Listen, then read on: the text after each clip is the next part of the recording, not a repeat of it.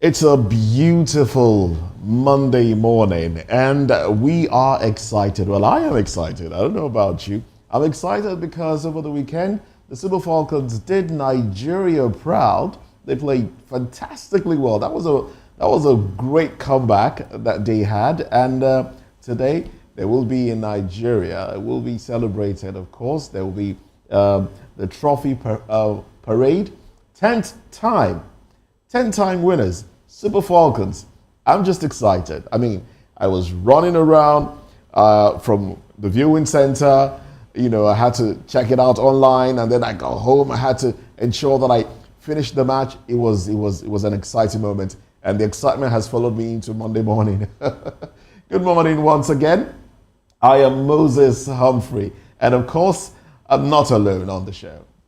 Good morning and thanks for joining us. I am Chupuma Okoro. No, I'm not a soccer fan. Oh, I'm not a goodness. soccer fan, but you know, I managed to watch. And after when we went down by 2 goals, I left. Yeah. Oh my I lost hope, and I was like, so it was when I heard, hey! I said, and another one, hey! I came down again, and behold, it was wonderful. It was awesome. Amazing. It was awesome. So, and what I learned is that, look, it is never over until it's over. And never give up. Never give up.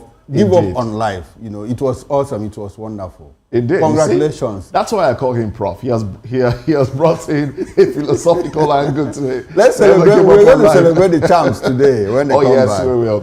Oh well, that's part of the conversation, of course. But we have other issues that we will be delving into in the course of the program. Now, this statement. We are not ready to endorse anyone too early to choose. That's coming from representatives of the ADC. And also, Tinuu's fitness outmatches that of many global leaders, coming from Bala. Do you agree? Oh well. Chukwuba. And away from that, we understand that 102 billion naira has been set aside by 12 states government, you know, for luxury vehicles in 2025, 102 billion naira. Should that be news? 102 billion naira. Well, it's chicken change considering the amount of money we have made from fuel subsidy savings and the fact that governors are getting more money. Anyway, those are the major topics of discussion for this morning. We have a lot. But away from that, there are also other interesting trending stories. But before we get into all of that, we'll advise you to, you know, click on the subscription button. On YouTube, we are VOPTV Plus at the moment, and on other social media handles, you are at VOPTV Live. You can also share your views by calling in or sending WhatsApp messages to the number scrolling on your screen. Now, let's get into the trending stories. And ahead of the 2027 general elections, Nigerian stakeholders, including lawyers, activists, and civil society leaders, are calling for urgent constitutional reforms to ensure free, fair, and credible polls. Well, they argue that for the electoral process to be trustworthy, the president must be stripped of control over the judiciary and the Independent National Electoral Commission, INEC. Well, the call includes demands for judicial and INEC independence, transparent appointment process, and financial autonomy. We are at it again. I'm not sure that we can overemphasize it because Nigerians have been calling for the independence of the judiciary and the electoral umpire. Curiously, we have the word independent before the National Electoral Commission, but Nigerians are asking, how are they truly independent? Are they truly independent, given the fact that we have seen some form of control exerted by the executive?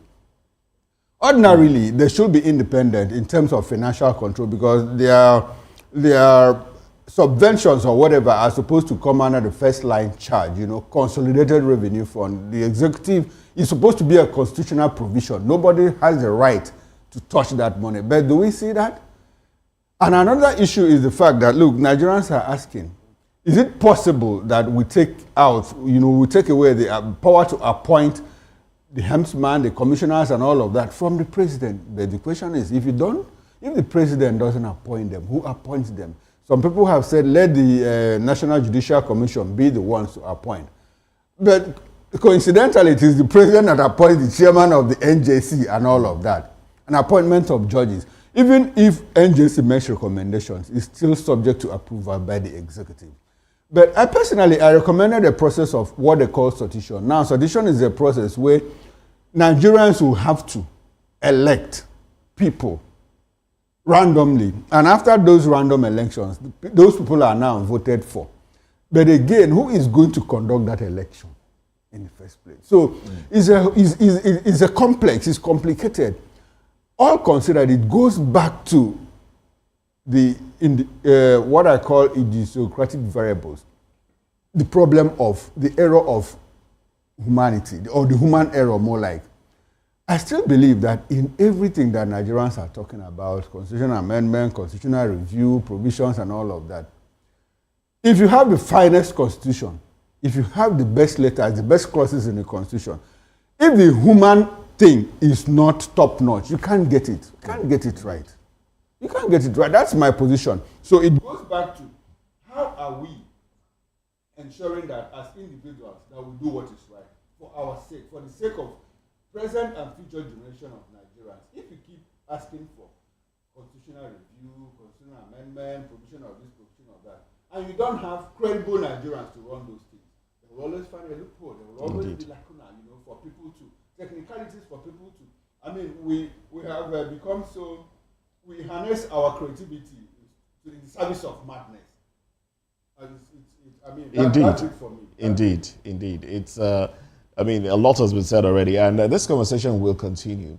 Well, for one, I'm in support of a review of Nigeria's constitution. I'm in support of it because there are a lot of loopholes in the constitution. Where the constitution says something, and you know that you should abide by that, there's always a loophole somewhere that allows people to, go contrary to those things and get away with it.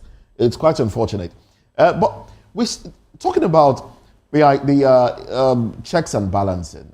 That's basically what we're talking about here. And interestingly, appointment of INEC officials or appointment of resident commissioners and the rest is still subject to approval by the Senate, by the House of Assembly. So do they just approve whatever the president brings their way?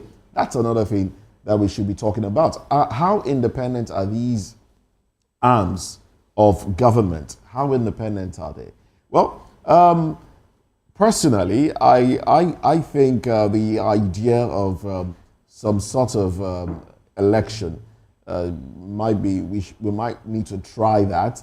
Maybe for the chief judge or the NJC, those within that circle, lawyers, judges, they should throw up nominations, and then election should be done within that circle. Who appoints those judges? Who appoints them? The judges. They will be elected. Who will conduct the election? The same way Nigerian Bar Association conducted its elections into its executive the other time. Okay. Within them, they will conduct such elections. Okay, but they had a panel that conducted the election. A panel will be set up within them. Okay. Now, in all that you have said, I'm happy that you brought about the fact that, look, there are always technicalities and lacunas for people to exploit. Let's go back to, Moses, have you ever seen a perfect constitution?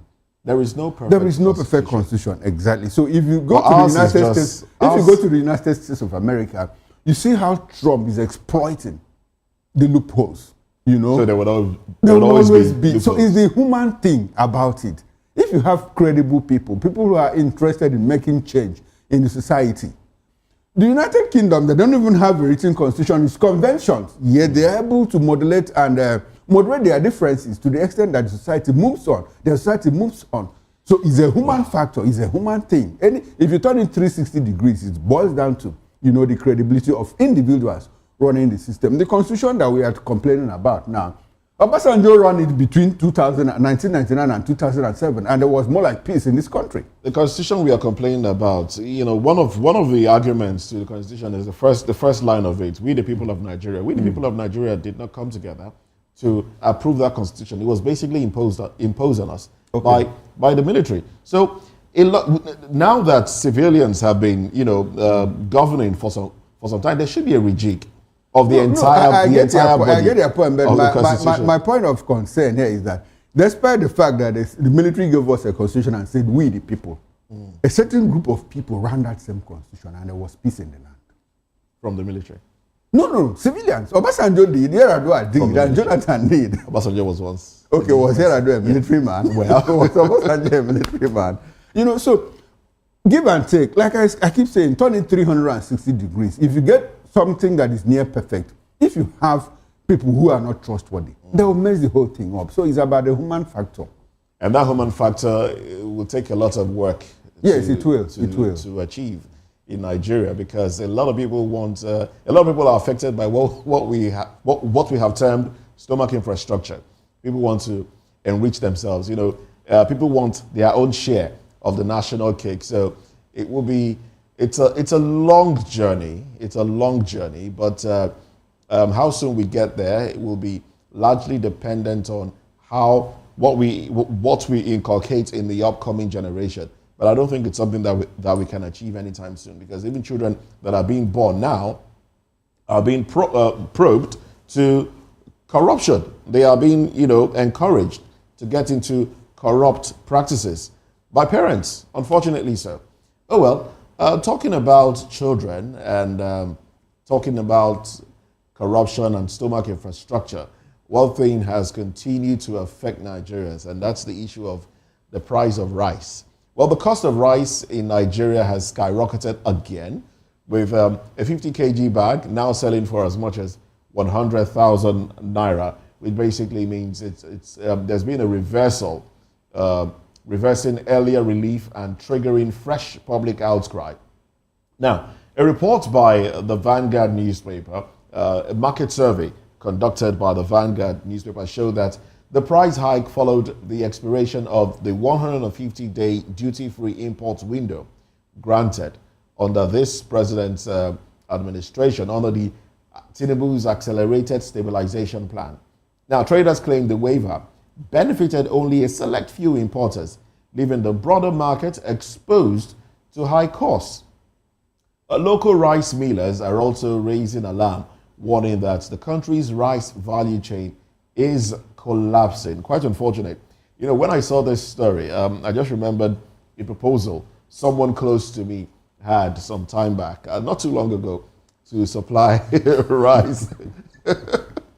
And it was something, I asked myself if that was legit in the first instance, because the manner in which that came, it was obvious that it wasn't legit.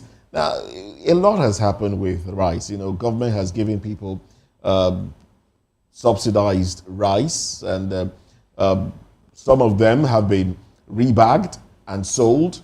We've had, the other day, it was customs stopping the entry of some bags, some trailer load of rice. But the price of rice keeps going up. Is paddy available? That's a big question. Are people able to go to their farms? Are people able to farm these things?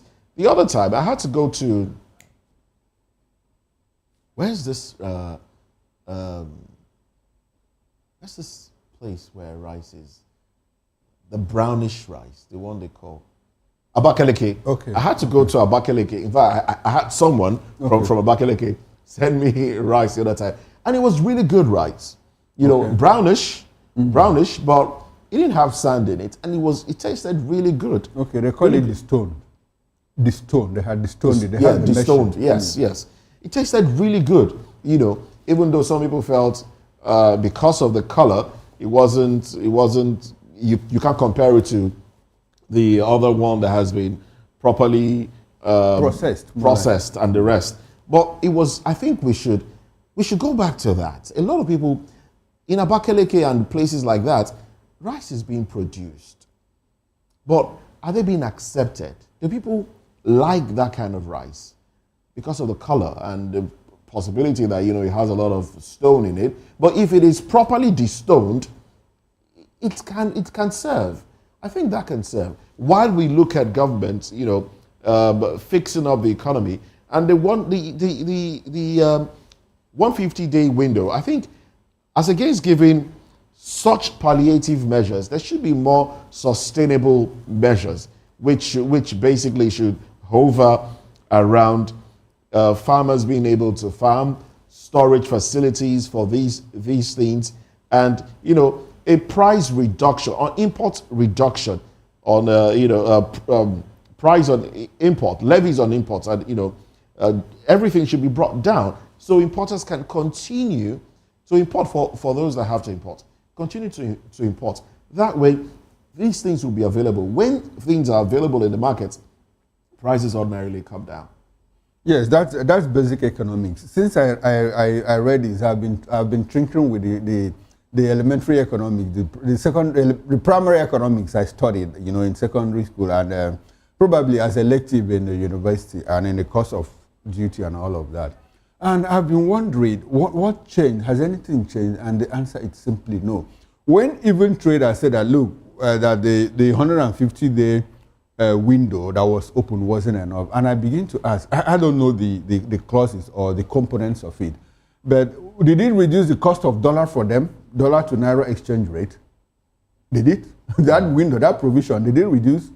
I mean, the people that wanted to import, were they given concession, like if naira is... Was a duty-free window? No, so I'm not talking about duties, I'm talking about the cost itself, because you also had to pay, you had to pay the producers, to ship for you.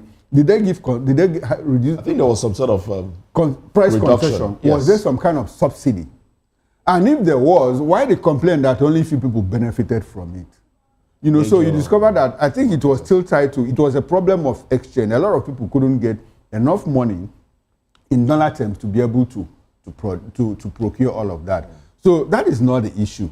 When government opened that window, what I expected the government to do, because it was more like a stopgap measure, so what I expected them to do was, what long-term plans do they have that within, if the 150-day window was going to serve Nigeria for 180 days, at the expiration of that 180 days, were there plans to ensure that local producers, had enough time within those 150 days to go back to the farm to produce? Was there some kind of incentives? Was there subsidy for them, or what? Was there protection in the farms? What about insecurity and all of that? So we keep running a circus show, trying to live in denial. The government clearly, even at my own level, without being in government, I understand that, look, there are certain measures. If you have stopgap measure, it should be intervention to the extent that it supports their long-term plan. Now we are back again at the point that a bag of rice was 51,000 naira, and Nigerians were like, people went to town, Tinubu administration has done it and all of that, and again, rice is 51,000 naira. You and I, we spoke about it, and you were like, before Christmas, before the Ember month, that it will go up. So you are more like a prophet now, because it has happened. It has happened, 100,000 naira. It happened too early. Too early, 100,000 naira a bag, and this is just the beginning. By the time you get to September, October, it might get to 130, 120, 130, and all of that. 150. So I think what the government needs to do is to rethink its economic policies as far as food security is concerned. If you ask me, they are not doing enough. What they are doing is simply on paper. Borrow money to fund agriculture. How are you funding agriculture? Tractors. What are the tractors? The ones that we procured from Brazil, the ones that we procured from Belarus and all of that. They're working. People are still being slaughtered in the Middle Belt, in Benue State, which is the food basket of this country. How about Ondo State? How about Enugu and Ebonyi State, where people are being killed in their numbers? Farmers have cried out, we can't even go to farm again. Women can't go to farm unaccompanied by their husbands. And if they even go with their husband, it becomes worse for you, because your wife is assaulted in your presence. But there was a time the government said they were going to assign policemen to soldiers rather to man the farms to how many protect. Soldiers did they even do that? They didn't, because it was dead on arrival. You can't do that. It was thoughtless, it was thoughtless. So like the government needs to rethink our food security strategy, because as it is now, we don't have it. We don't have any. Look at rice, which is more like a staple now, and look at the cost of bread. So if you take out all those staples, you take out rice, you take out bread, you take out egg, even gari is not affordable. Beans that used to be, for the lowliest of society, it's now, you can only find beans in the menu of, talk about plantain. You know how much a finger of plantain is? I know. For 5,000 now, just 5. 5, yes. So yes, 1,000 for one. But then it also, you should, if you patronize certain markets, Okay. you can get it for cheaper. Okay, like which markets? I don't want. Well, if you go to places like, is it Mike 2? Okay. You should get it for cheaper. Okay. You know, so in my home, I talked about how we focus on rice, yam, beans, gari, and how we tend to have built our diet around these staple foods. And Okay. you know, I said, look, let's think outside the box. Let's Let's different. Let's start. Let's So what I did. Okay, What I go did. ahead. What I did was, you know, I spoke to my wife, and then she went to my 12 Okay. and got sizable bunch of plantain Okay. for about I think 5,000. It was quite a lot actually. Okay. It was quite a lot. It was, you know, it was sizable. It was a lot for that same amount of money. What we had bought some days or some weeks back for 5,000 for fingers. So we got a lot. And I said, look, this weekend, we're not eating rice, beans, yam. You know, so we did the plantain. You know, each person did it the way they wanted. So if you wanted boiled, you wanted fried, you wanted roasted and all, you do yours and then have sauce to it. You know, the vegetable sauce and all of that. And then later in the day, we had corn. Okay. You know, boiled corn with a few other things added to it. And then later in the evening, we had something else entirely. So it was away from the regular It was meals. away from the regular. But let's Yes, understand that the food we are talking, when we say staple, what it means that you find it on the dining table On the tables of a lot of homes. of a lot Yes. of people, and that is who we are. Corn is affordable, isn't it? Corn is affordable. So what will you do with corn? You can do a lot with corn. You No, can- I understand the fact that people need to think outside the box, you know, to ensure that, look, there is food on the table. But that doesn't take away the fact that government should do enough, you know, to provide these staples, you know, the staple food like rice, beans, gari, yam, and all of that. What's about the cost of yam? No, don't even go there. even go Yam there, is, you know? I think a tuber is about 10,000 naira. Or thereabout. About 10,000 naira. You know, it's That's what I heard, because when she came back, it was like, I couldn't buy yam. And she wanted to buy potato, and I said, no, I don't want potato anymore. You know, I wanted yam for some, you know, reasons and all. But so yam is expensive. Yam is expensive. So you now look at how expensive these things are. A pint of gari is about 3,000 plus, about 3,200. Okay. Now you can imagine. Yes, and for a family of roughly maybe 4 or 5, 6. That's even too much. Okay, no, like 6. I family mean, a father, mother, and 4 children. You finish that in 2 days. What in 2 days? You finish I that don't in even 2 want days. to talk about it because there are some boys, you know, men eat a lot, boys eat a lot. Yes. You know, they will, oh my God, I don't even want to go. Anyway, you know. it's so a the lot- government it's a- should rethink its food security strategy. yes. That's the important thing. Oh, now yes. that rice is going up 100,000 naira, I'm afraid of what will happen by Well, I think October, government would November. do something. Maybe pump some money into the economy or bring up a policy that'll bring it down. No. Why they are doing that as a There stopgap should be something measure? more They should sustainable. also think long term, over Indeed. time. Absolutely. What should we do, you know, Absolutely. to stabilize the price of Absolutely. food items? I totally align my thoughts with yours there. Oh, well, we started the show talking about the Super Falcons, and yes, President Bala Tinuuu has congratulated the Super Falcons on their historic victory at the 2024 Women's Africa Cup of Nations, and assuring the team of a befitting national celebration upon their return from Morocco. Now, the Nigerian women's team produced what we have described as a dramatic comeback at the Olympic Stadium in Rabat, overturning a 2-goal deficit to defeat host nation Morocco.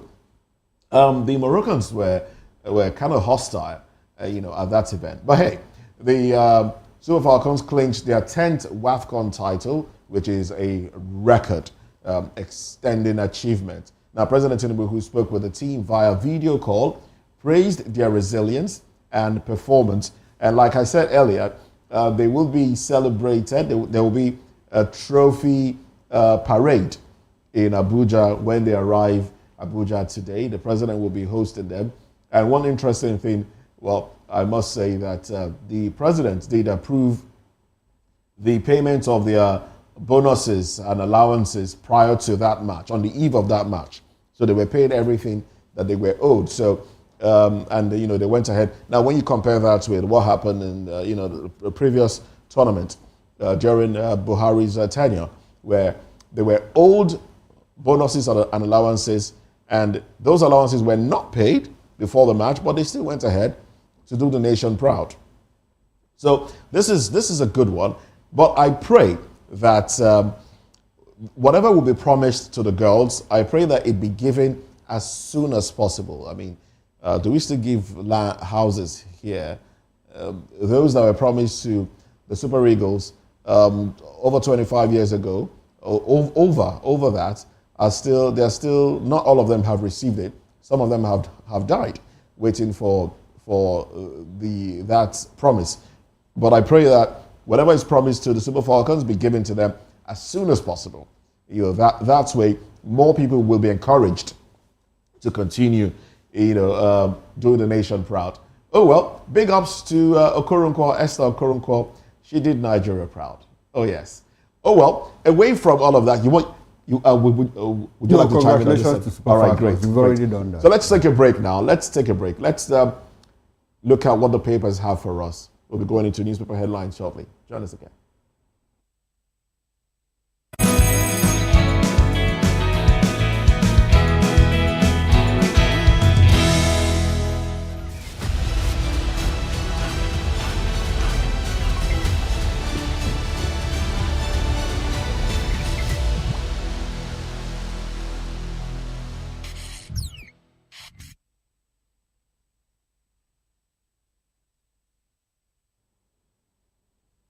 Well, thanks for joining us again. This is Newspaper Headlines, and Daily Times is on our table this morning. The window headline, Shatima pushes Nigeria's food security agenda at Addis Ababa summit. All right, we're just talking food this morning. And the banner headline there, ADC demands 10-year audit of 200 trillion naira external loan. Some of the headlines, female corps members can wear skirts. Court overrules NYSC. 2027, Southeast Group raises 200 million naira to buy APC form for Tinuuu. Okay. Tuga, Winfuru, others congratulate Super Falcons on 10th WAFCON win. Umahi dismisses Kwankwanso's claims over North Roads marginalization. And FG backs Motherland Hub to boost diaspora investment. Youth engagement. Well, those are the headlines on the cover page of the Daily Times. Okay, let's quickly run through the Guardian newspaper with the window headlines. ADC demands audits of Tinubu's 200 trillion naira debt trajectory. Slams fiscal record. Seek permission to appoint 8 supervisors. Sanwo-Olu tells new local government chairman. Is that some form of control over local government?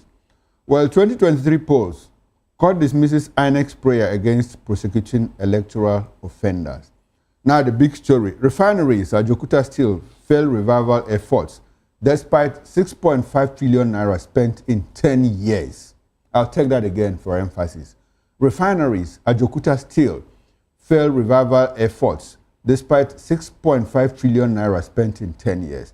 Okay, now there's more like a breakdown. NNPC refinery chairman. We'll get into all of that during the newspaper review. Nigeria will harness or squander its youth. Will Nigeria harness or squander its youth dividend? That's the editorial of the Guardian newspaper. 2026, Atiku vows to deliver Ekiti governorship to ADC. That's interesting. International Day. Nigeria's hepatitis war falters amid low testing, high treatment costs. Ignorance. I'll take that again for clarity. International Day, Nigeria's hepatitis war falters amid low testing, high treatment costs, ignorance. NMA, that's Nigerian Medical Association, suspends planned strike, gives federal government fresh 21-day ultimatum. 5 dead, 55 injured as flood ravages Adamawa settlement. And the bottom strip headline, court nullifies NYSC's skate ban, declares decision unconstitutional. Breach of rights. That's all from the Guardian newspaper. And also, These headlines from First News got me miffed. The banner headline here on First News newspaper, not a good one. Massacre in Zamfara. Bandits kill 38 hostages despite 50 million naira ransom. Horrible, I must say. And beside the masthead, Tinuu's borrowing 10 times worse than Buhari ADC. Party demands full audit of Nigeria's debt profile. We also have 6 law school students abducted in Benue by gunmen. Portable rejects 100 million naira offer. Demands 1 billion naira to fight very dark man. Interested? NDLEA arrests Chinese 80-year-old woman, others in drug busts. King's College teacher found dead inside classroom. Oh my goodness.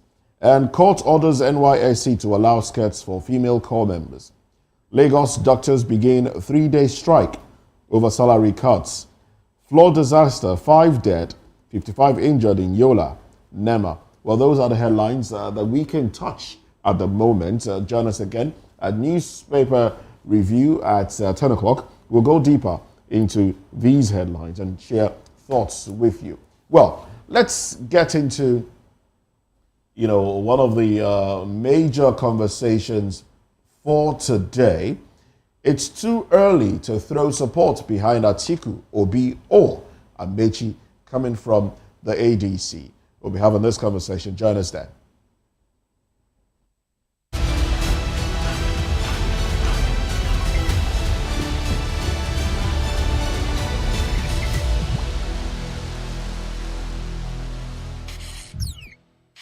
In a world where truth is the ultimate power and opinions scream the loudest, it's time to wade through the noise. Hunger no get tribe! Hunger no get religion! And scan the human interest and trending topics that matter. Stay tuned to The Issues, your plug to the stories making the buzz, from politics to science and technology, social justice, and more. Let's tackle the tough questions and expose the truth. The Issues on Voice of the People Television. Don't just react, understand. We encourage you to click on the like button and subscribe to our YouTube channel. We are Voice of the People TV. Also follow us on all our social media platforms. We are at VOPTV Live. Visit our website www.vop.ng for fresh and trending news. Also watch us live on SLTV channel 264, VOPTV, Voice of the People Television. Is a state of complete physical, mental, and social well-being of an individual. It's the fundamental right of everyone to enjoy the highest attainable standard of health, without distinction of race, religion, or political belief. On VOP TV, we bring you Health Check, a show that x-rays different health issues and provides solutions with the help of experts in the medical field. Join us every Saturday, 2 p.m. on Health Check. Health Check on VOP TV. Your health, our priority. Voice of the People Television awuchiela onye nụ ya ka ọrụ ibe ya. Ị chọrọ ịmata akụkọ ndị gbara n'akwụkwọ akụkọ dị iche iche n'ala anyị kwa ụbọchị. Ị chọrọ ịmata ka o si afịatụ na ndọrọndọrọ ọchịchị, agụmakwụkwọ, azụmahịa, ime njem, ọbụla dị egwuregwu. Mgbasonyere anyị n'oge ndị Igbo na Voice of the People Television. Anyị nwere ndị ọbịa bụ ọkachamara, bụkwa ndị ga-enye aka tapịa isiokwu ndị anyị jiri bịa kwa ụbọchị. Anyị ga-eji ka o siri gbaa n'akwụkwọ akụkọ dị iche iche wee malite tupu anyị akọzie n'uju n'ubi onye anyị bịara na nke ya. Nze m ọzọ kedụkosi ya gaziere onye ukwu ma gaziere onye nta. Mkparịta ụka tọrọ atọ ka anyị ga-ewetara gị bụkwa nke ga-eme ka ị mata ka ihe si aga n'ala anyị bụ Naịjirịa ọbụla dị na mba ofesi. Oge ndị Igbo na Voice of the People Television ga na-abịara gị site n'ụbọchị Mọnde ruo Fraịde na SLTV channel 264. Ekwekwala ka akọrọ gị ya akọrọ.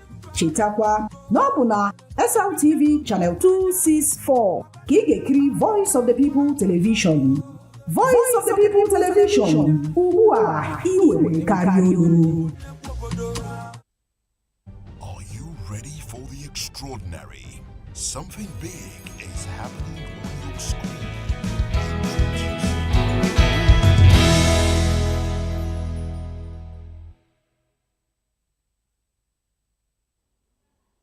Well, the African Democratic Congress, ADC, says it's premature to decide on its 2027 presidential candidate.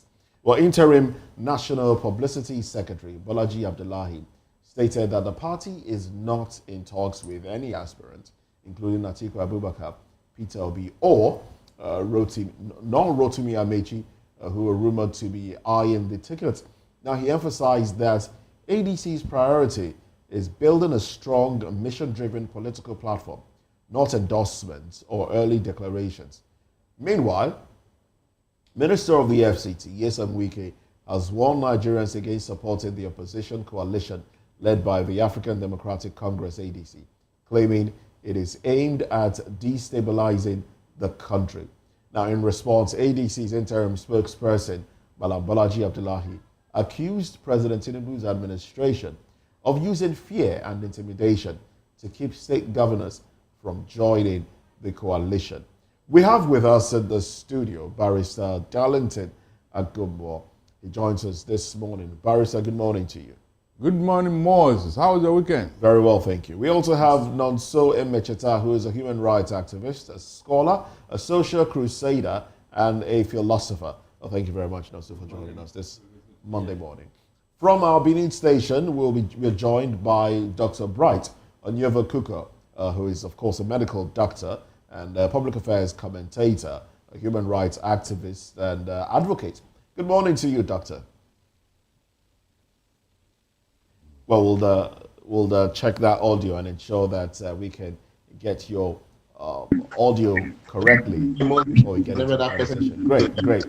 Great. So we can hear you now. Thank you very much, gentlemen. Now let's dive into this very quickly. I'll be starting off with Barrister Darlington. Now, Wike did say something.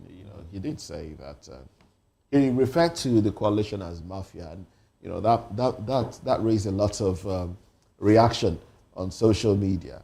Nigerians are saying, well, who's the mafia here?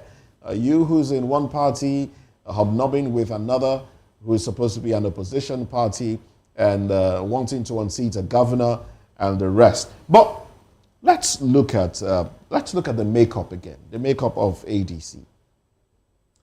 Now, some politicians, some have said those going to the ADC are politicians who have failed or who are fading out. They are the ones going to the ADC. The APC, on the other hand, is taking in governors, more governors. These are current actors in the business, current actors in their states. How would you sum up the activities of both parties now? ADC seems to be coming up strong as an opposition in the absence of the PDP and Labour Party as well. But with the makeup of the individuals, before we talk about who the tickets will go to, with the makeup of the individuals, how would you assess these the opposition now to the APC? Look, Mr. Moses, if you look at the people that are joining ADC now, in fact, they are making a very big inroad against APC, and that is why APC is jittery. Okay. They never believe and they never thought that such caliber of people will join ADC.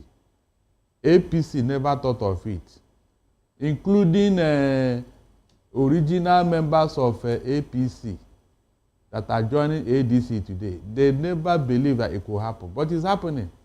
So this thing is making them jittery. That's why they're always talking about ADC, trying to demarcate them, trying to use propaganda. Do they think that Nigerians are foolish?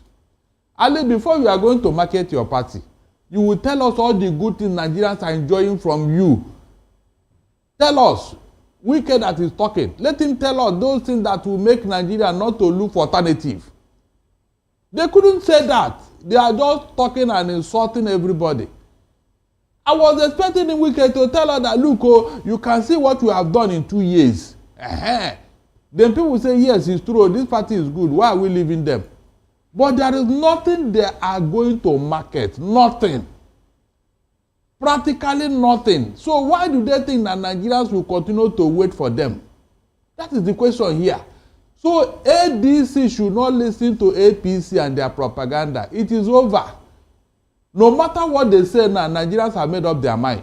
Okay. Yes. Okay. Now, Barrister, let me stay with you and let's deepen the conversation around the characters, that are coalescing, to take the APC out. Let's start from the Bolaji Abdullahi himself that is speaking. We started out from the PDP, jumped into the APC when it was convenient for him. Now, he went back to PDP when he lost out in the APC. Now he's in ADC. The very characters that gathered in 2015 that told us that PDP was evil.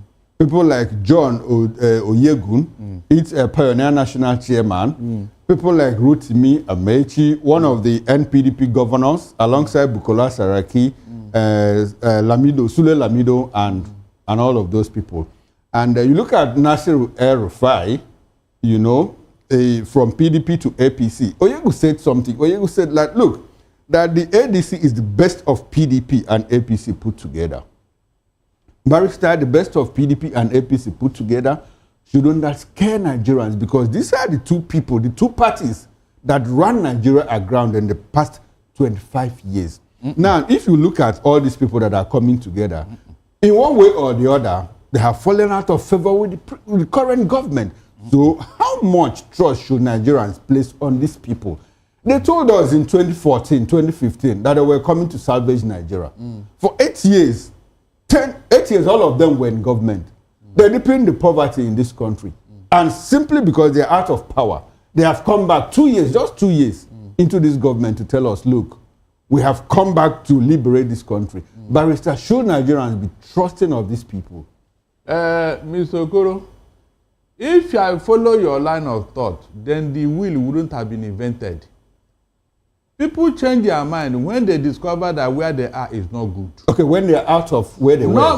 When they discover that where they are is not good, then they wouldn't have been born again. When a person said, I'm born again, is it not that he had repented from his sins? Okay. He had repented from his old ways. Are you telling me that these people are so hungry? That's why they want to become opposition? No. The thing is that they have seen where Nigeria is going. Barrister, and where Tinubu is taking us. Before we bring in into this conversation, Barrister, do you think that an El-Rufai, if he had made it to the cabinet of the president, would boldly tell Nigerians that the Tinubu administration has failed? Baba Ahmed left too. Left as what? Left from Tinubu's government as a political advisor. Hakim Baba Ahmed, yeah, back here. He left. Is that not true? Okay. There is this other person too that left. Look at prominent people in the north who left Tinubu's government because they don't believe in what he's doing. Okay. So how do you make of those things? All right. The people that came together, they told you that they came to rescue Nigeria, and Nigerians are behind them. If Tinubu have done well, would there be any need for all these things? Tell me. All right, so if you begin to say the people that are coming in ADC, they are not good, the people in APC, are they good? No, I'm not saying. I was just asking. All right, then. Thank you very much. Your question doesn't add up. Let's bring Dr. Bright Onyemakuka into this conversation. Your thoughts now. Okay, thank you very much. I will just go straight to what I want to say. You see, one of those that I don't believe in that the name, when we use political parties to judge, like you say, APC, ADC, PDP, I don't really believe in that. But rather, it is good we put a track to these people. The party does not change them. They are the ones that come to dictate how the party would go. My concern with the ADC at the moment, yes, they've come together, but they really need to prove to us that they are not just the enemies of Tinubu, they are not just against APC, but they want to come and salvage Nigeria. They want to come and rescue Nigeria from whatever quagmire that Nigeria is.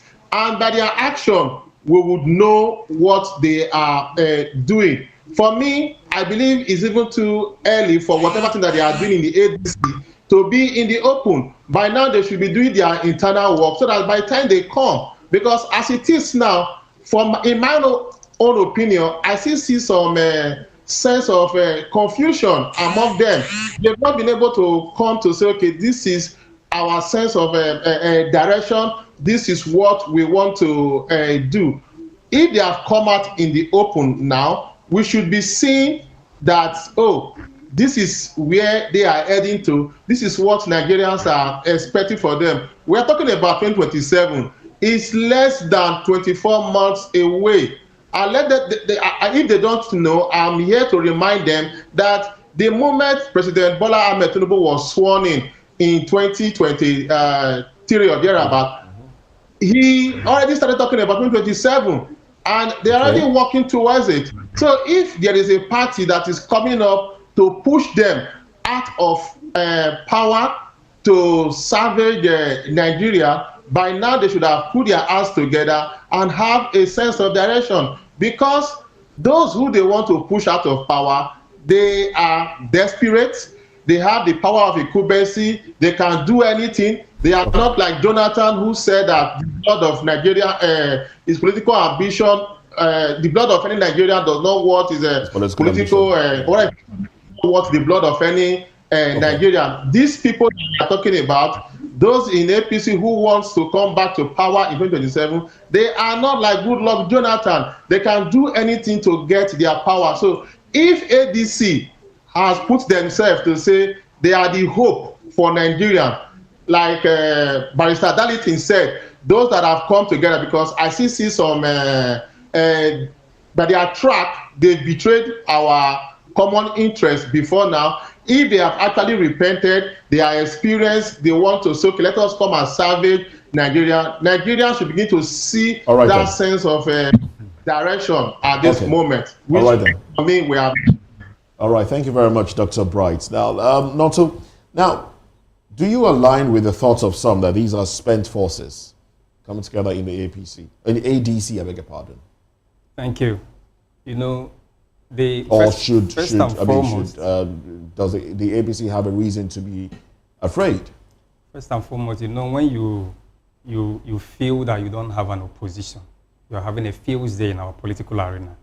You know, whenever you see people coming to challenge the existing administration and status quo, it's expected. First and foremost, I want to commend the ADC, regardless of the characters that constitute the coalition party. You know why?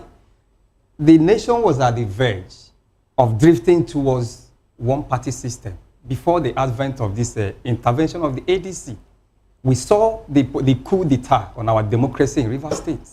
There was a democratic coup on our democracy in Rivers State. Somebody who, without aligning to constitutional provision, the president removed a sitting governor, which the vice president came recently to, you know, throw a jab at that particular, that even the president does not have any right to remove a sitting councillor. So what am I saying? We need an opposition. Whether these are the atrophied, they are, you know, expired politicians. We don't care. But the most important thing is that the intention of this character, the people that have come together, their intention. For instance, this is concerning. Sorry to interrupt your line of thoughts there, but it's a bit concerning if we shouldn't, I mean, if you're saying that we shouldn't care about the characters that are coming together, but we should care about the fact that there is an opposition and it's not a one-party state. Are we going to have a repeat of, you know, what has happened in the past? Yes, I was actually. They came with a change mantra, and then Nigerians started groaning afterwards. Yeah, the point I'm trying to make, I was actually driving to that direction. Please go ahead. Now we have a government that has been consistently raping our democracy. There is no democracy in Nigeria anymore. Now we have these people coming together. The intention of the coalition is what we are looking at. For instance, the way it's going now, P2B is no longer, you know, you noticed recently that P2B has not been aligning with that coalition because it has already foreseen, you know, an outcome that will not be in his favor. It's like the coalition is I built was, around. I was hoping Yes. that we'll get to Yes. that conversation Okay. much later. Okay, much later. So what am I saying? The intention, I don't want, their political misdeeds can be forgiven. If they are coming to make an atonement. They can be forgiven if they are coming to make atonement. To make atonement, and that atonement is sacrificing their selfish ambitions and saying, let us get it right, regardless of who emerges from the coalition. All right. So let me stay with you. The fact that, let's even look at the fact that the people that are the arrowheads of this coalition were the ones who also put this particular government into office. Talk about Nasir El-Rufai. Talk about Rotimi Amaechi, who worked assiduously to put this government into office. And just 2 years down the line, or even less than 2 years down the line, because the issue of coalition, Atiku and co started, making fuss about it, like even before this administration celebrated its second year in office. Now, don't you think that it is rather too early, for this coalition? Nigerians like the fact that they are serving as a vibrant opposition. But don't you think it is too early for them to give a blanket judgment on this administration that it has failed completely, considering that this administration, some Nigerians also say that, look, they have put a good step forward in trying to reinvent the economy by the hard decisions that they have taken, despite the fact that Nigerians are not reaping the benefit as at this moment. Don't you think that it is too early in the day that they are too forward in trying to say, look, this administration has failed, when they were also part of an administration that ran for 8 years and disappointed Nigerians? Yeah, the point is very simple. Regardless of how bad their own era was, I think it has never gotten. This is the apogee of a democratic, how will I put it? It's like a democratic in inconsistency. Because do you think Nigerians I'm sorry to the angle I'm going to is that look at the fact that the National Assembly rubber stamp. At least even when they were there, you could see an iota of democracy.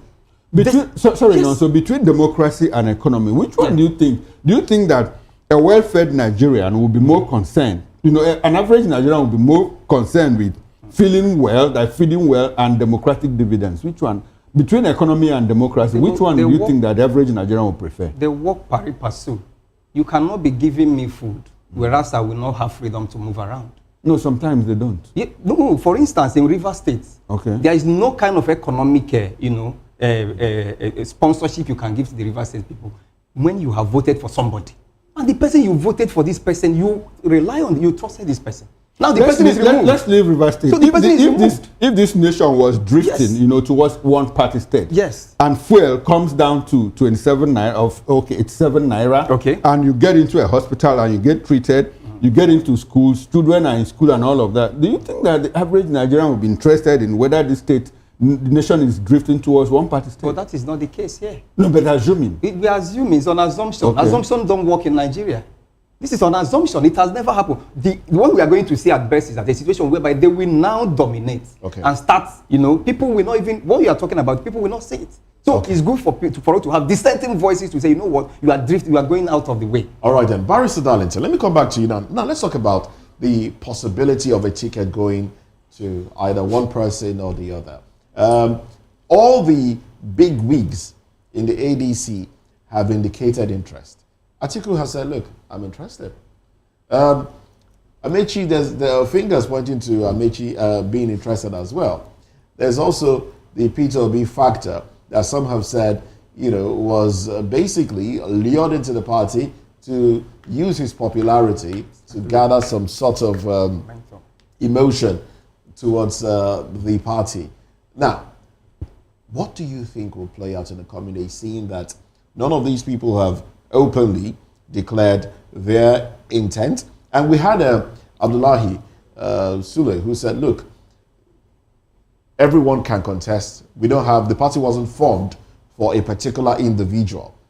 But we're also hearing on one side that some members of the previous executives were given monies by a particular individual. Now, if you look at today's paper, Hakim Baba Ahmed is telling you that the North have adopted ADC. The North? The Northern Consultative Forum, which is the North, yes. He's a big voice in the north. He was one of those that left Tinubu's government. And so that voice, you cannot discountenance what he's saying. Let me tell you a little story. When APC came together in 2013, 2014, Tinubu did all the sped work. In fact, he organized APC. What happened? After doing all those works, he knew he cannot defeat a Jonathan. He knew. That was why he was looking for somebody. And he went to go and fetch a Buhari who has gone on retirement. And what was the reason? He said Buhari is the only person that will defeat Jonathan as at that time. You can see. And did it not work? It worked. So I expect ADC to look into inwards too. How will we get victory? That is the first thing they should be asking themselves. Is it by P2B running alone or Atiku running alone? You know it is a no-no. It can never work. So when you say the North have endorsed ADC, does that concern you in the light of the North being behind Atiku as against being behind a P2B?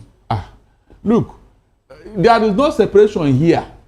When the North said that they have adopted ADC as a political party to back, and their what does that mean to you? And their son is running. Who do you think they will support? No, you tell me, Barrister. The North is going to back their own because they don't want to be out of power. Get it right. I don't want people to be prevaricating. I don't want people to be ambiguous in looking at this thing. Barrister, do you think that the North is interested in upsetting the power rotation between leave the that North and thing, South? leave that power, whatever. No, why should we leave it? Hold on. The plan is to remove power from Tinubu. Leave your North and South rotation. So if the plan is to remove power from Tinubu, must it go back to the North at this point? If it is where we get victory, if it is where we are going to succeed, why not? If not, because they have told you they are no longer backing Tinubu, and they have made it clear Tinubu is aware. But they also recognize that power should remain in the South for 8 years. You are not getting it. What am I not getting? What you are telling me is not written. It's not constitutional. I have told you here, I want that nonsense to stop.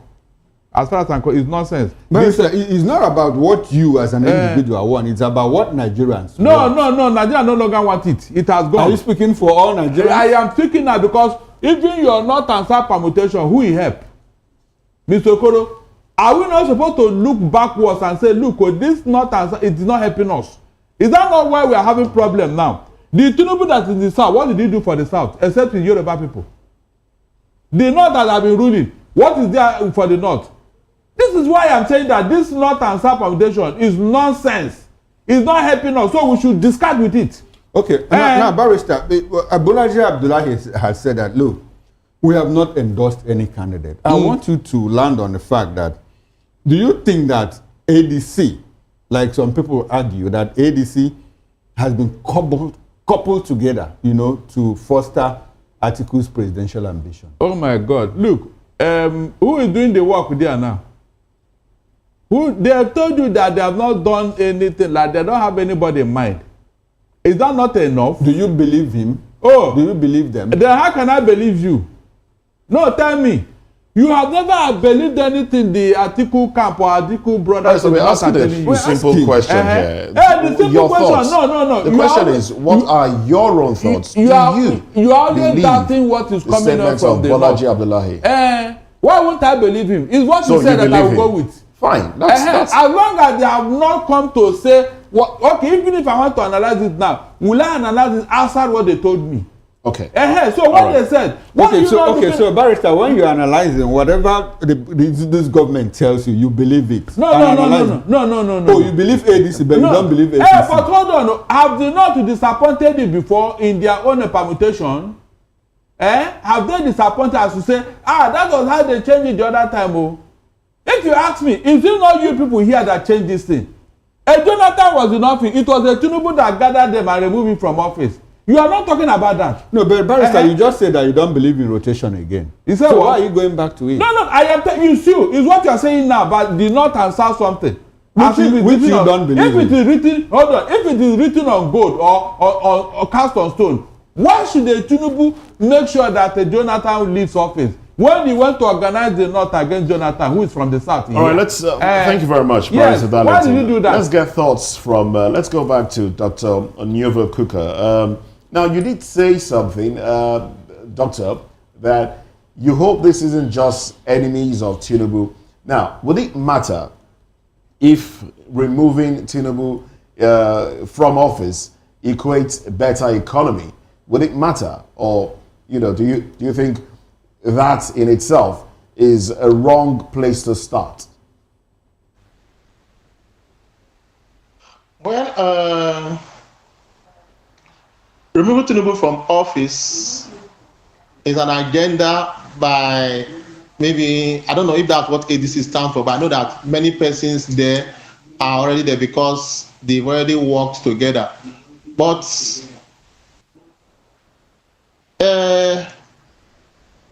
I would have expected that these persons who are forming this coalition, before this issue of this coalition came, maybe there are some comments, there are some statements, that there are some actions that they would have taken to say, okay, this is for us to kind of help the country. These are things that we're supposed to do. And because these things are not being done, hence we are coming up with this coalition. But that's not what we have, because that was the approach that Tinubu used against Jonathan.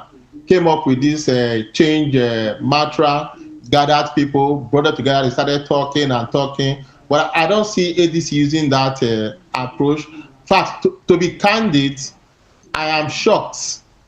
I am still surprised, and I'm still watching the caliber of persons that have come together to form this coalition, or in this coalition of ADC.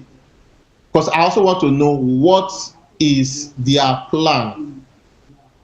David Mark has been Senate president. People are being killed in Benue, and I kept wondering what action he has taken in that.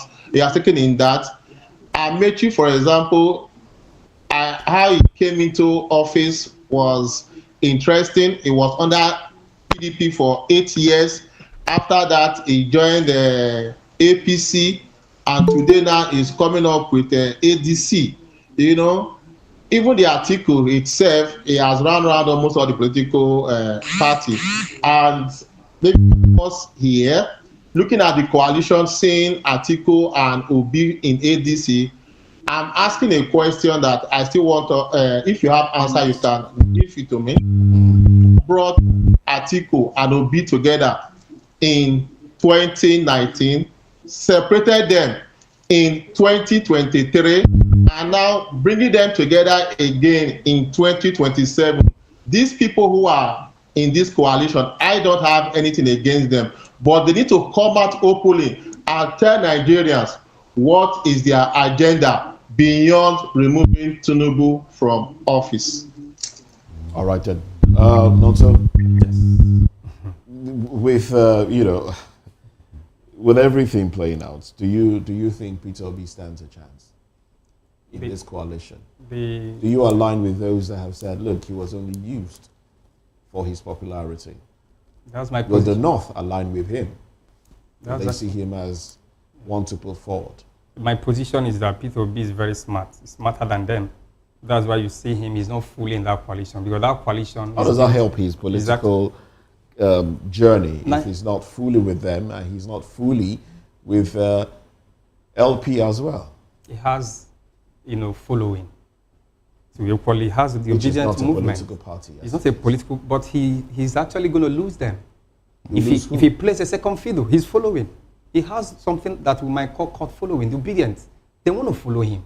And he cannot just do anything without, first and foremost, knowing the feelings. Because if you go to the social media everywhere, they're there. So Peter Obi was just used.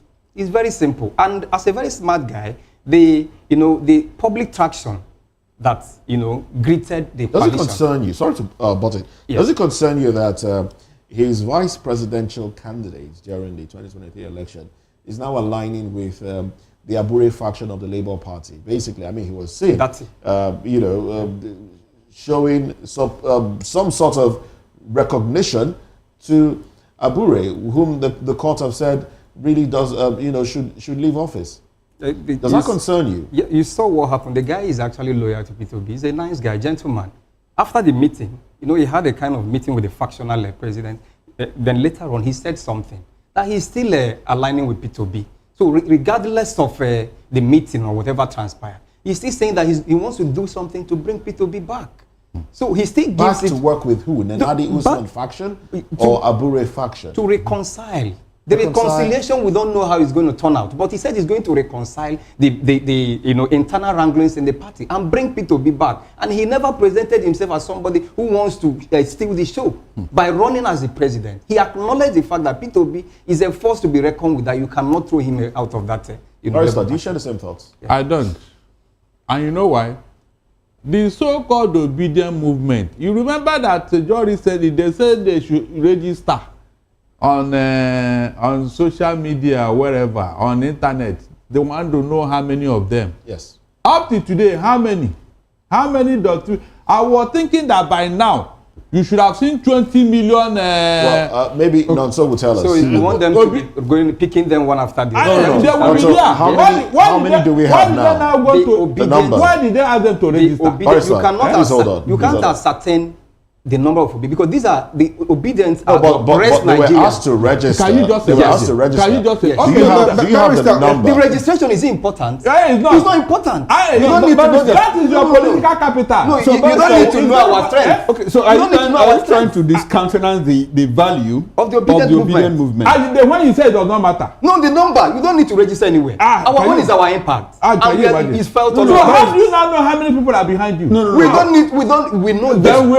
Excuse me, that means this thing you are saying is what? Let P2B come for rally in Lagos. You see them. Let him go to Imo State. You see them across the country. We don't need any data collection to know the obedient strength. Let us interrogate this properly. Yes. Okay. You know that election is not what you see in the rallies. Open. Okay. That day will come. Most of these people will not be allowed to vote. We have seen it happen here in Lagos. Okay, so Barrister, are you saying that vote? Barrister, are you saying that are you saying that this obedient movement asking Obi not to play second fiddle, that they are simply misleading him? Yes, I think so. No, because they have not done the online registration. Not because of that, because they are not looking at the nitty-gritty, which is the financing of the election. Barrister, because this election is heavily being monetized as I talk to you now. They are taking record of all the polling units in the whole 774 local government, and how many agents will be each of them have marked out money for them. Obi came out with the mantra. I know they give shishi, but we saw how he ended up in 2023 elections. 6.1 million votes. Oh my God! Please, Barrister, do you think that Atiku has the financial muscle to match the federal government? Hold on. To match Tinubu. I am coming. The financial muscle and then the personality, the person, the crowd behind you. Disagree. It is easy for Tinubu to threaten an Obi, but he cannot threaten the North. Okay. Look at what has been played out here in Lagos. At least charity begins at home. The way they have been treating obedient and Igbos in Lagos, have they been doing that to the North? The North have told you that if you rig this election, there will be no Nigeria. Will Tinubu want to go that way? Barrister. All right. If a Northerner is not in this election, they will rubbish Obi. Barrister, we shouldn't be in a country that a particular ethnic group will be threatening the unity of the nation. We will not allow that. Hold on. Barrister, you are monopolizing the conversation. You cannot tell me that because of the fact if Obi, the result is rigged against their candidate, there will be no Nigeria. That means all this way that it has been rigging in their favor. The Nigeria we are talking about removing power from Tinubu here. No, Barrister, you shouldn't just stop at removing power. Who are you bringing? You cannot give. I will even prefer a Tinubu to Atiku. It's a lie. No. I will not. Barrister, if you are not concerned about who is going to take the power, that means your own fight for a Tinubu's removal is not genuine, because you can't just remove a devil and replace it with a devil. No, hold on. I don't know whether you are getting it. You should bring somebody who is better than the person you are bringing in. Obi is better than the person. You can't bring Atiku. Atiku is a moderate. And you're even talking about Barrister, you are talking about how many obedience movements. How moderate is Atiku? How moderate is Atiku? A Christian student was killed in Sokoto. Atiku made a deleted. Hold on. Deborah was killed in Sokoto. Hold on. He was not in power. And Obi and Atiku will not tolerate this level of insecurity. You saw what he did when this thing started. I just gave you an instance. In that instance, it doesn't add up. Barrister, somebody has threatened a tweet. He was threatened because he was not in power. A sanguinary massacre of a young lady in He was not in power. He was threatened. Listen, when Boko Haram started, he said Obasanjo called, what do we do? He now told Obasanjo that they should call the services and give them Amaechi. You didn't hear that from Atiku, Abi? Why do you not select one side and leave the other side? This will be a good place to anchor this conversation. Barrister Darlington, thank you very much for your thoughts there. Thank you very much for your thoughts there. You should not push Obi to go and enter the lion den. Also to Nonso Emecheta and Dr. Bright Kuka. But we'd like you gentlemen to stay. I think we'll have to let Barrister Darlington go at this moment. Up next, looking at another conversation, 102 billion naira set aside by 12 states for government lodges, luxury vehicles in 2025. Let's talk about this when we come back. Join us again.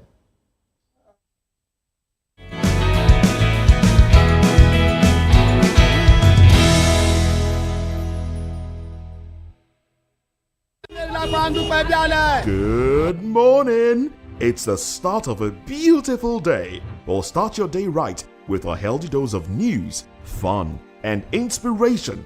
Join us on VOP this morning for the latest news, trending topics, and uplifting stories to set your day on the right vibe. From news and current events to lifestyle and entertainment, you are covered. VOP this morning, 8 a.m., Monday through Friday. 3 years ago, we lit the spark. Today, we are blazing the trail for others to follow. VOP Media is free. 3 years of breaking boundaries. 3 years of being that bold voice that echoes the thoughts of the people. 3 years of telling stories that matter. We have experienced complete breakdown in democratic governance.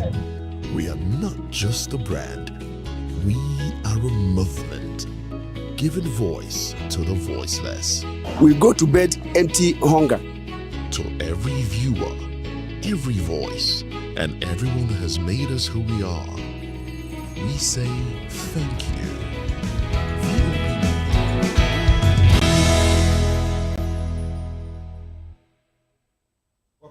Thanks for staying with us. And if you are just joining us, this is VOP this morning. At least 12 Nigerian states have allocated a combined 102 billion naira in their 2025 budgets for upgrading official lodges, offices, and purchasing luxury vehicles. Well, Lagos State leads with 33 billion naira, including over 20 billion naira for lawmakers' vehicles and 11 billion naira for assembly renovations. Delta State follows with 14.91 billion naira, mostly for vehicle procurement and lodge upgrades across multiple cities. Other states involved are Adamawa, Borno, Cross River, Ekiti, Imo, Jigawa, Kebbi, Ondo, Taraba, and Yobe. Well, the allocations revealed in capital expenditure reports have sparked public concern over government priorities and Nigeria's ongoing economic challenges. We still have in the studio here with us Mr. Nonso Emecheta and virtually from our Benin station, Dr. Bright Kuku. We have also been joined by Dr. Emmanuel Iroyenema from our Port Harcourt outstation. Dr. Iroyenema is a social-political commentator and advocate of good governance. Gentlemen, thanks for staying with us. And good morning to you, Dr. Iroyenema, and thanks for joining us on VOP this morning. Good morning, listeners. Okay, very well then. So, Doctor, let me start with you.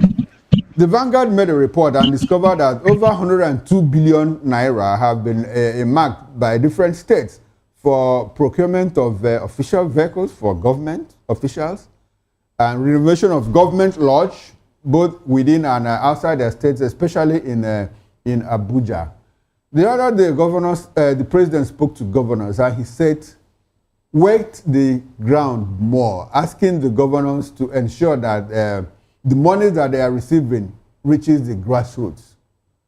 What's your reaction to the fact that in some of these states, children still go to school in decrepit buildings, hospitals, primary health care are non-available, roads, internal roads are not fixed. Yet to have governors allocating so much money, you know, like in Lagos State, 22 billion naira for official vehicles, upgrade of government offices and all of that. What's your reaction to that? Does it look like the gains that Nigerians made from fuel subsidy removal and channeling the money to the sub-nationals, does it look like it's been frittered, you know, by the people at the sub-national level? What's your quick reaction? Very broad as you can, sir. It is not a case of looking as being featured. We have people in government whose major aim is to line their pockets and seemingly not to serve us, but to serve themselves and their families alone. However, while we are blaming all of that, is that we have also failed to look at the root cause of this need to line personal pockets by people we call our leaders. I've always asked a very simple question. How does a governor emerge in Nigeria that will require service? As of today, for you to be a governor of any state, the minimum you need to spend is almost about 20-25 billion naira. The other question is, when you get into government, are you likely to serve the people or serve your pockets? And the answer is very simple, very obvious. It is good to cry. It is good to weep. It is good to wail, as we do in every other time. But we must solve the fundamental problem of how these people emerge and who they really are, what they are for, whether for us or for themselves. My conclusion in all of it is, I'm not surprised. And if you are not surprised, how do we walk back? You know, what do you think we can do to ensure that if the reason why governors are frittering away money and lining their personal pockets is because they spend so much during electioneering and during campaigns and all of that, what do we do to walk back, to retract and ensure that, look, if that is the reason that elections don't become very expensive in this country, is there a way out of it? Do you have prescriptions of what we can do?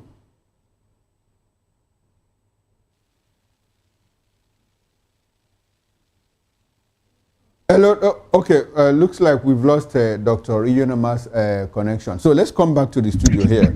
Well, we still have Mr. Nonso Amaechi. Nonso, governors are spending more money on renovation of lodges and all of that, while the people are, I mean, talk about schools, talk about hospitals, talk about roads. Is that the right thing to do? What's your reaction? There was a book written by Daron Acemoglu and James A. Robinson. The title of that book is Why Nations Fail. Now, according to them, they argue that nations fail when they maintain extractive institutions as against inclusive institutions.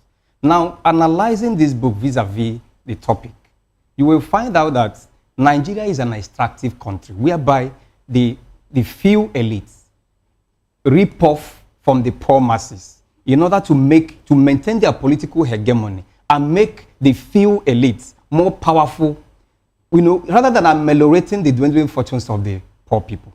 Now, nations prosper or succeed when there is an institution that are inclusive, that will ensure that there is meticulous adherence to, you know, the welfare of the people, which will ipso facto culminate in economic prosperity, you know, economic growth, and the empowerment of the people. So what are we saying? In fact, I was even shocked when I noticed that my state, Imo State, is part of this economic bazaar.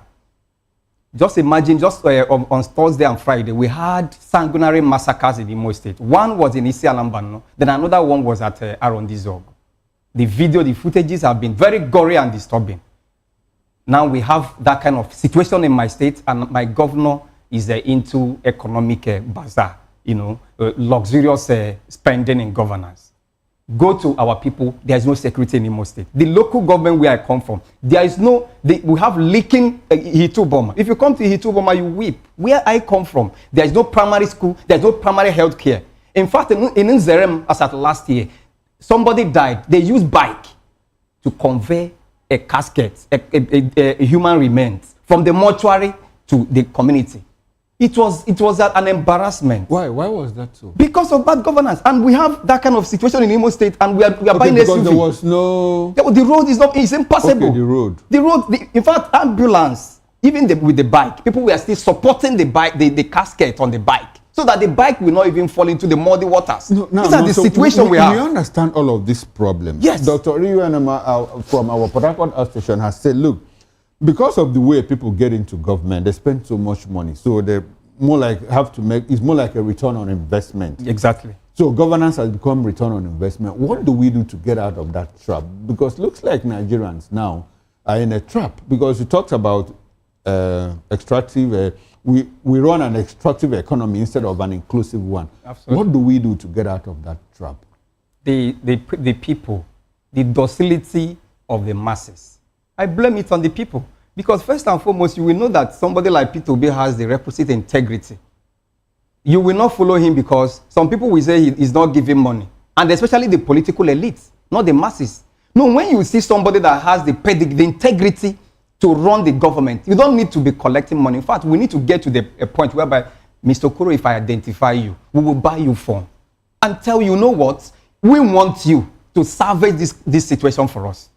Your campaign, and in fact, if you come to my community, for instance, I will host, I will buy a fufa, I will buy granite and drinks. And say, sir, you know what? By the time you get there, you know that you are serving the masses. But because of the fact that our politics in Nigeria is heavily monetized, so it's like an avenue to recoup the money they have spent during the electioneering campaign. So until we get to the level whereby we identify individuals with the capacity, competence, and the requisite integrity to lead, well, that's the only time, that's the panacea, the only way out of this quagmire. Until we get there, we will never get it right. Because it's like, in fact, nowadays, if you want to run for election, they will first of all ask you, what's the size of your pocket?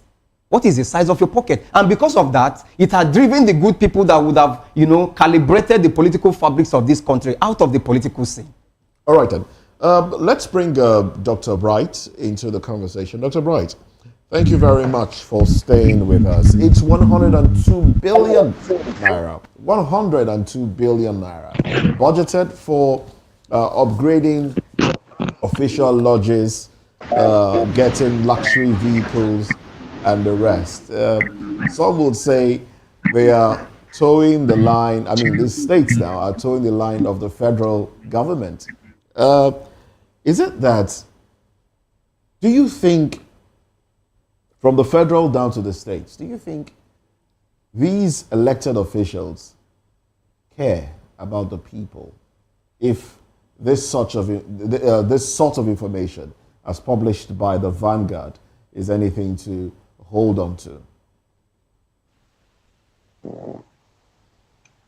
Well, like father, like son, there should be a tone from the top.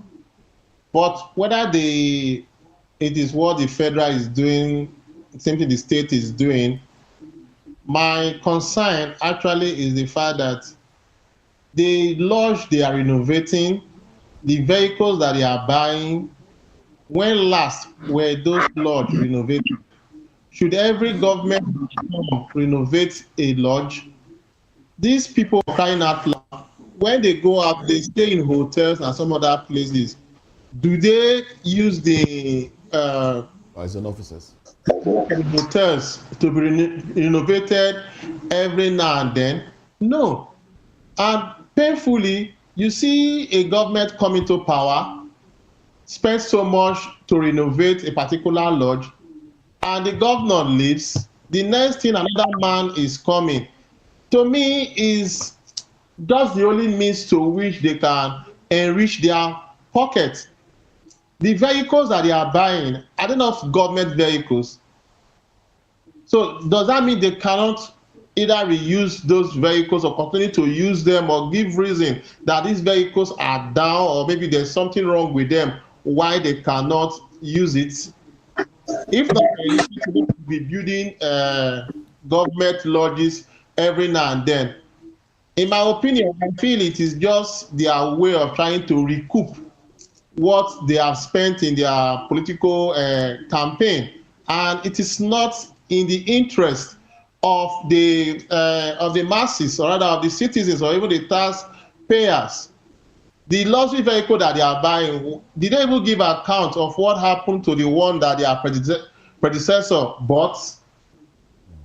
And these luxury vehicles, these lodges, are they using the actual amount to even do it? Are they not even inflated prices just for them to get what they want to get? It is not actually good for democracy, because when you look at the cost of these so-called vehicles, compare them with the same vehicles outside the country, you begin to wonder if they are getting it from somewhere. The same government is trying to tell us promotes local content. Even if they are vehicles, what is it? If they lead well, do you think they need armored vehicles and the rest? Bulletproof vehicles to go around or whatever? So it's just a waste of resources and jamboree at the expense of the masses. All right then.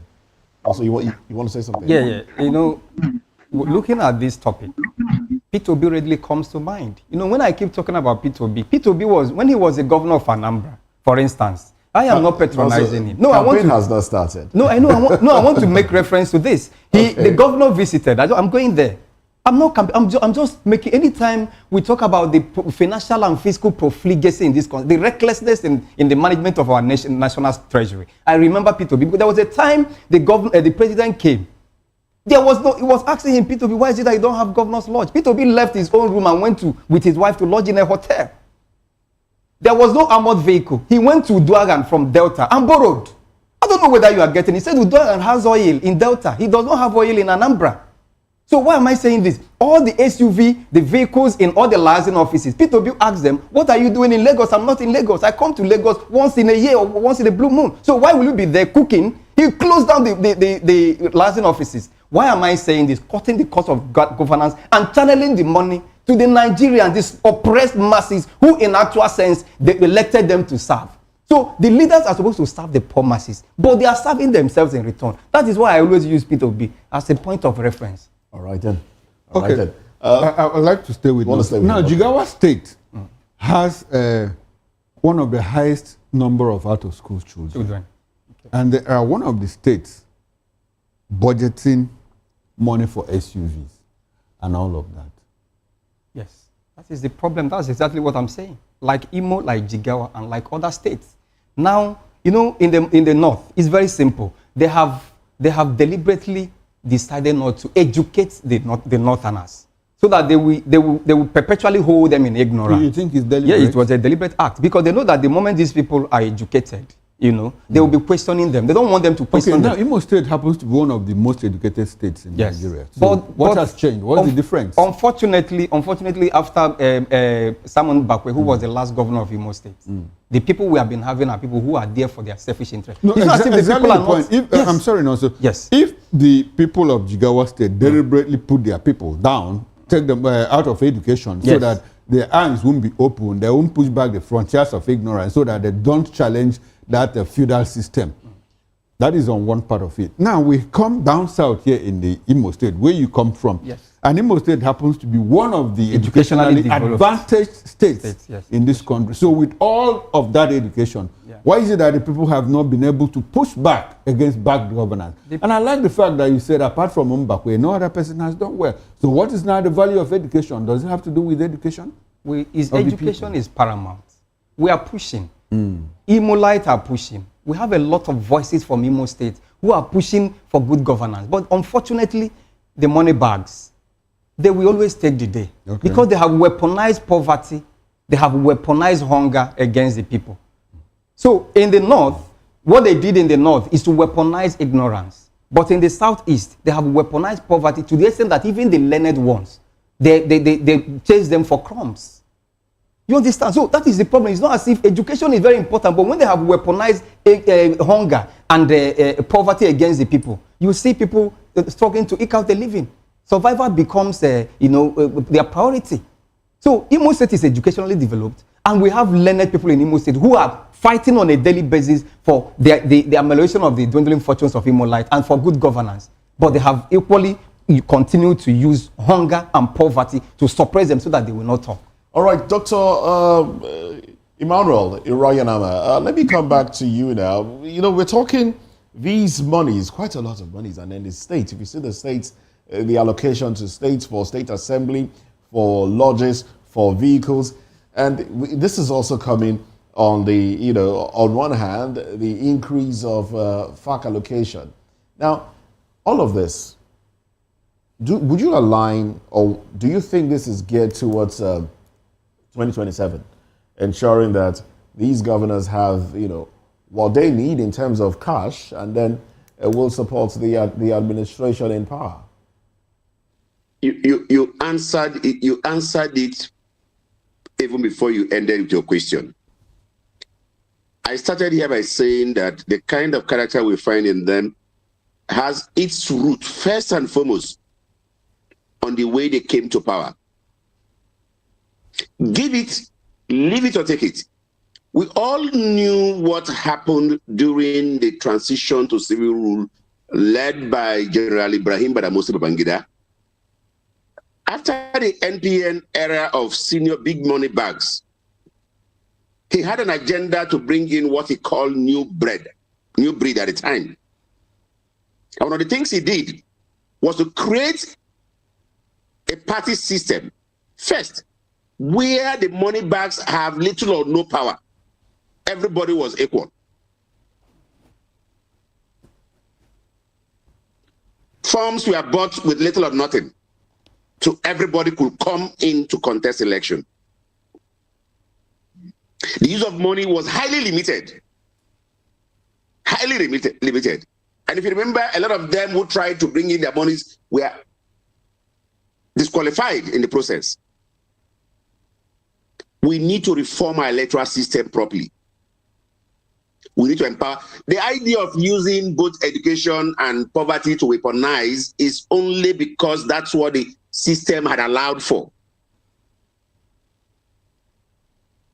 People that are poor in parties don't talk if the money bags come. Why?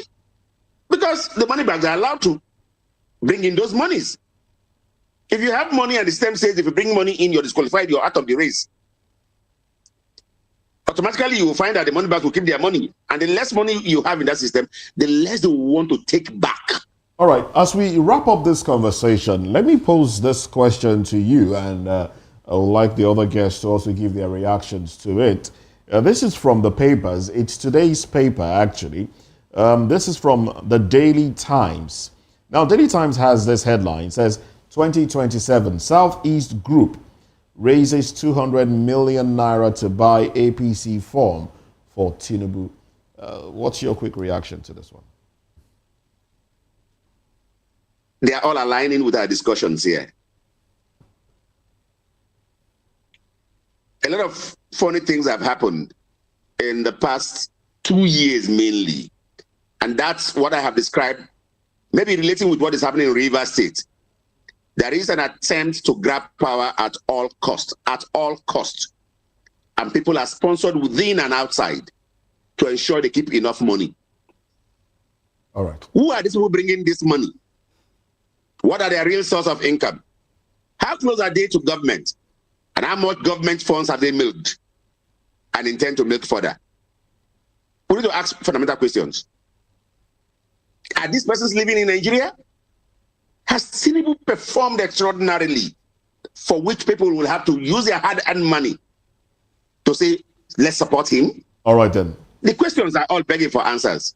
Begging for answers. The questions are, all begging for answers indeed. Well, thank you very much, Dr. Emmanuel Irayanama. Dr. Bright, let's have your concluding thoughts on that one, and then we'll move on to the next conversation quickly. We'd like for you to unmute. Yes. The political officers were elected to serve Nigerians. And we should see them actually serving Nigerians, both in their words, in their action, and in all that they are doing. This will go a long way to help us. But using the government as a means to enrich people and guard some others and arrogate unnecessary power to themselves would not take us to where we're supposed to be. All right, then. Thank you very much. Donso? Yeah, the news you just read is actually disturbing because I can tell you categorically that these are political entrepreneurs. These are investors. These are not the real, when I talk about the real Igbo people. These people are just people who want to curry favor from the center. These people are not feeling, the people who are feeling this government can never, the harshness of this government can never bring out their hard-earned money to buy tickets for the president. It's just for us to say, we have a few persons who are aware, to attract, the goodies from the presidency. All right, we'll talk about how real or fake Yes. when we get into newspaper review. I would like for you to stay with us. All right, then now let's get into another conversation. We are investigating 18 sitting governors for financial crime. This is coming from the EFCC. Let's x-ray this conversation in a bit.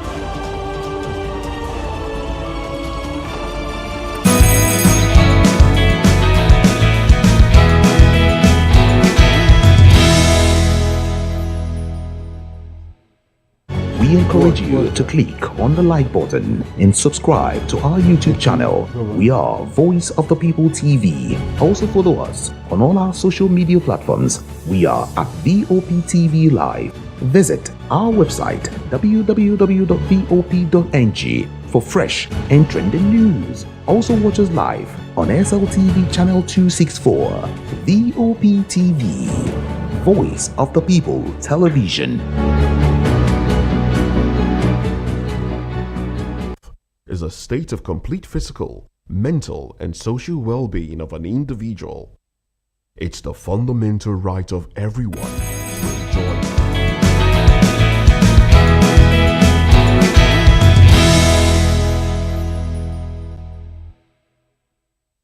Well, we do apologize for the teaser there. The actual conversation is about statement of Daniel Bala, presidential aide, as he claimed that President Bala Tinuuu is physically fitter than most presidents in advanced countries, despite concerns over his frequent medical trips abroad. Now, speaking during an interview, Bala said early 2027 endorsements were in line with APC's midterm assessment tradition, not a power grab. According to him, Tinuuu passed the party's internal review with distinction. Now, Bala also listed key achievements of the administration to include local government autonomy, empowering grassroots governance, improved security through local recruitment and equipment, healthcare expansion with free cesarean sections and subsidized drugs, better food access, including policies to increase rice availability, and nearly 10 million Nigerians registered under the national healthcare system. Now, he also emphasized that the administration is deepening democracy and remains confident of public support heading into 2027. All of this, we still have with us Donso Emecheta and also Dr. Bright Onyovakuka, who joins us virtually, and from Port Harcourt, Chief Dr. Emmanuel Iroyenama. Now, let's get into this conversation now. Dr. Emmanuel, I would like to start with you, Dr. Iroyenama. I beg your pardon. Now, talking about the achievements of this administration and what the presidential aide, Daniel Bala, listed here, basically, do you really consider these data, talking about things that, do you consider this data one that Nigerians can take to the bank? Better food access, including policies to increase rice availability, seeing that price of rice has actually gone up right after the end of the 150 duty-free window. That and others. First, I have not seen the availability of rice. If there's any availability, rice price won't increase again back to 100 and 100 plus as of today. The only thing that government have refused to understand is that statistics is different from reality. Perhaps they sit somewhere to just create their statistics. The average man has not been less hungry. The average man has not had power at a less cost. The average man in the country has not had telecommunication services at a less cost. The average man has still continually provided pipe-borne water for himself. School fees have skyrocketed. The value of the naira has worsened. The question is, how do we relate the so-called achievements to these real things that the people suffer? So for me, Bala is merely doing a function of wanting to turn a black thing to white. And of course, that's very difficult to do. Can we ignore this free cesarean section and subsidized drugs? That's also a policy of this administration. And some have started benefiting from it. Free cesarean section. Very funny, very funny. When you say some, I live in a state, I walk around this country. The biggest problem as of today in the country, apart from the fact that we do not have health services, is drug. The average cost of drug is skyrocketing every other day. And the government is not doing anything about it. How do we reach today? For you to treat just malaria, you spend a minimum of 25,000 naira. That's madness. Just malaria. That ordinarily you could have been able to treat with 500 naira, 300 naira, 1,000 naira at most. Let's be honest to ourselves. Okay. Dr. Irwan, while we are interrogating these, let me stay with you briefly before we go to the other guests. I would like for us to interrogate the messenger this time, side by side with the message. In October 2022, on the 25th of October 2022, Daniel Bala, who is now the spokesperson of the president, did put out a tweet. He said, the human brain is unique and miraculous. It works and functions optically 24 hours a day, 365 days a year until you join APC. Then it stops working. And away from that, he also made another tweet. At Peter Obi is better than artificial bat, both as a governor and as a businessman. Well, if Peter Obi had the revenue and the federal government infrastructure of Lagos, it would have truly turned Anambra more than Tinuuu left Lagos. But Peter Obi is a protege of Atiku. Why the protege when you have the master? I would like for us to, does it look like, because if Daniel Bala is telling Nigerians that, look, this government, the present administration, has granted local government autonomy, I begin to, which local government is he talking about? Local government in Nigeria or in the UK where he lived before? So could you please help us briefly interrogate Daniel Bwala's mental capacity to represent the president? Is it fit for purpose?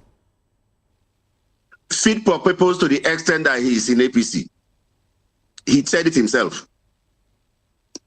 That as you get into APC, your brain turns. I didn't say it, he said it. So for the fact that he's in APC, yes, that's what the best that he can be. At least there. But let's get back to what a lot of people forget. They forget that the words they put across over time remains. It comes back to haunt them.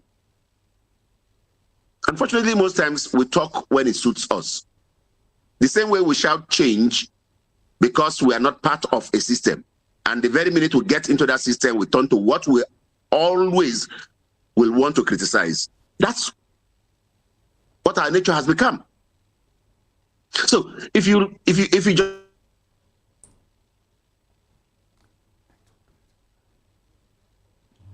all right, and unfortunately we have a network glitch there that has affected the quality of that video. So let's go back to Dr. Brighton Novakuko. All right, can we still hear Dr. Rayanama? Okay, well, let's go back to Dr. Brighton Novakuko now. Dr. Bright, let's have your thoughts really, because we're running out of time. Do you align with the indices reeled out by Daniel Bwala? Well, someone has already mentioned, only God knows where they are getting these indices from, because it does not speak to the reality of what is on ground and what the people are actually facing. And it's also disappointing that because some persons have access to media, their voice can be heard, they just feel they can put anything out there. If not that we are probably in a studio discussing something like this, I wouldn't even want to look at this kind of statement the second time, because it was meant to serve the interest of a certain group of people. You know, he's doing the bid of his paymaster. Probably was even appointed because he's good at filling out some form of unfounded statistic that does not speak to the people, and he was employed to come and do that particular bid. But it is not good if we have to come out with data or information about the public. If I see the data and I go to the street, I should be able to see that particular thing. And it's also good that we should also ask him, whatever data is bringing out is for which period, from when to when, how did he come about it, so that it will not be misleading the people. For me, I don't want to take this kind of data anywhere. All right then, not to you know, better food access, healthcare expansion, free cesarean, you know, availability of rice. You know, it's actually ludicrous. I feel so devastated, you know, reading what Daniel Bala said, because are we in the same Nigeria, or could it be that there is a Nigeria for those that are close to the villa and a different Nigeria that some of us reside in? I think the moment you align with the ruling party, it has a way of addling the brain. It addles the brain because it calls for a positive suspension of critical faculties in order to justify the system that the person feeds from. That is just the conclusion. Boot on the ground. I'm you know, analyzing from boot on the ground. On the 16th and 17th of May, Uboma Youth, I was the one that coordinated that free medical outreach. Just individuals, we contributed 5 million. 5 million. Why am I saying this? There is no primary health care. Our people, we are dying. Every time you go home on Fridays, you can count more than 15 ambulances, burials everywhere in Imo State, where I come from. So why am I saying this? Health care where? That individuals will have to start contributing money individually in Uboma Youth, and we organized free medical outreach. If the government, if what they said is actually true, are we supposed to be private individuals in fact, there is a village in my community. For over 100 years, they have never seen pipe-borne water. Thank goodness for a public spiritual individual, somebody like Ikodeme Foundation. After 100 years, people we are shedding tears, so there is water, we can get water. These are what we are talking about. Okay, the counselor of my ward, I engaged him in May. I'm talking about May. So when you are saying there is autonomy, I'm analyzing this based on facts, verifiable facts. The counselor from Dimna is a ward where I come from. This young man, I asked him, there is autonomy now. You guys should be doing covert. The rural ring roads are impassable. The young man told me that there is what, you know, the governor takes before giving them whatever they like. So is that autonomy or so just a mere farce or facade? You disagree with this? I disagree. So it's unfortunate. All right. Well, these are the thoughts of our analysts on the show, and that does not represent the position of UOP television. Well, I must say a very big thank you to you, Dr. Bright Onova Kuko. Thank you very much for your time on the program. We appreciate you immensely for your contribution. Also, Dr. Bright, I beg your pardon, Dr. Emmanuel Irayanama, we also do appreciate you for your immense contribution on the program. Thank you very much. Well, I must answer how Nigerians are almost over how many million Nigerians are dying every hour. If you check the Guardian of today, I'm sure you'll find that they said malaria kills 9 Nigerians every hour. Please calculate that and check how many that have died only this year. Bala should go back to his statistics and learn some lessons. Interesting figures there. Oh, thank you very much. We must also appreciate Nonso Emecheta for staying with us. So thank you very much. But we'd like you to stay with us into newspaper review. Also, I think Dr. Bright will stay with us into newspaper review. Well, thank you very much, gentlemen. This is where we wrap up VOP this morning. Newspaper review comes up shortly. Chukwuma Okoro, my colleague, and on behalf of the backroom staff as well, I am Moses Humphrey. Join us again at 10 on the DOT for newspaper review.